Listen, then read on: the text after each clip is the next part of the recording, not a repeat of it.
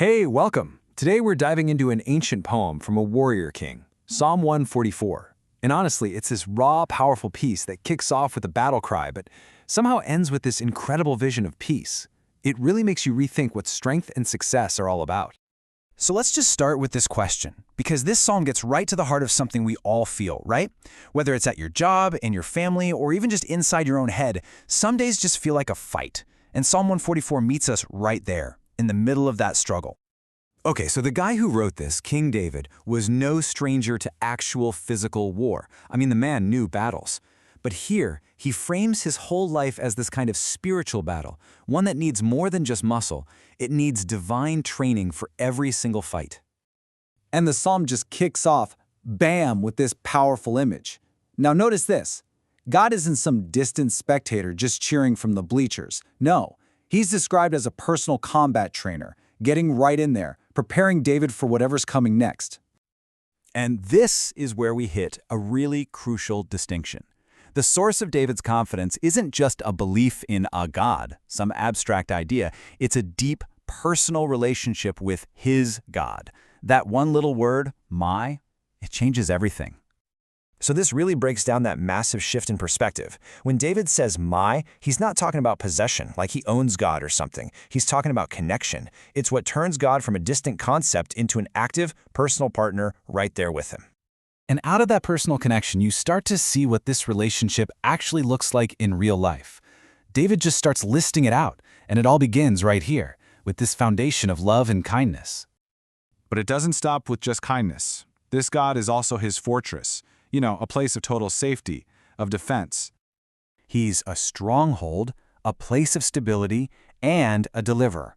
So he's both the safe place and the one who actively comes and rescues you from the danger. And finally, he's a shield, the ultimate source of security where David can just hide and be safe. You put them all together, and you get this complete 360-degree picture of support. This whole idea perfectly captures a famous moment often called the doubting Thomas shift. It's like the story of the disciple Thomas, who went from skepticism, from needing proof, to that incredibly personal declaration, my Lord and my God.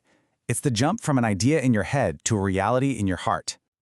So, right after building up this picture of an immense, personal God, David does something really fascinating. He pivots hard and contrasts all that power with a brutally honest look at what it means to be human.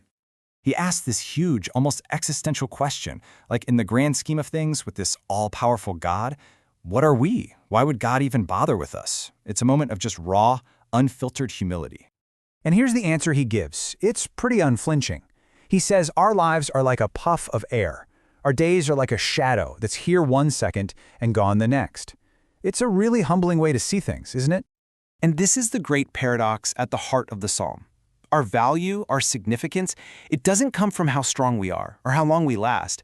It comes from something else entirely. The fact that this eternal, all-powerful God chooses to know us, to think about us, to care for us. Our worth is found in his attention. Now you might think realizing how fragile we are would lead to despair. But for David, it's the exact opposite. It becomes the fuel for one of the boldest prayers for help you will ever read. He knows he can't win on his own, so he calls for backup. I mean, the imagery here is just stunning. It's pure cinema.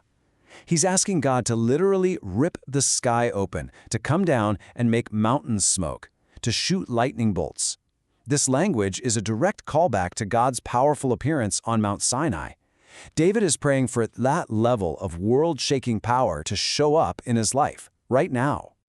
And here's the absolute key. This isn't a prayer for an escape hatch. David is not asking to be teleported out of the fight. He is praying for the ultimate ally to show up and get in the fight with him. He wants God's presence right there in the middle of the struggle. All right, and this is where the psalm takes its final incredible turn. Up until now, it's all been super personal. My rock, my fortress, deliver me. But in this last part, the camera pulls way back, and the focus shifts from one man's struggle to a vision for his entire nation. I mean, you can see the pivot so clearly here. Every single my flips to an hour. The prayer just explodes outward, from his own personal safety to the well-being of the whole community. The battle isn't just for him anymore, it's for everyone. And this is the world he's praying for. It's this beautiful vision of what the Bible calls shalom. And that word means so much more than just the absence of war. It means total well-being, complete wholeness. It's strong kids, full barns, safe streets. It's a society where deep, thriving goodness touches every single part of life. Which brings us to the Psalm's final, mind-blowing point about what it actually means to be blessed. The real blessing, the ultimate prize, isn't having a perfect life with no problems. It's relational. It's the presence of God in your life, having Him as your God, no matter what you're facing. And the final verse just lays it all out on the table. He says, look, all that community flourishing, that's great. But the ultimate blessing, the thing that makes all of that possible, is that the Lord is your God. The relationship is the real treasure. So, the psalm leaves us with this final thought to chew on. In a world that's obsessed with creating perfect circumstances, what would it look like to change the goal? What if, as this ancient poem suggests, the real win isn't fighting for a perfect life, but finding the perfect partner to go through life with?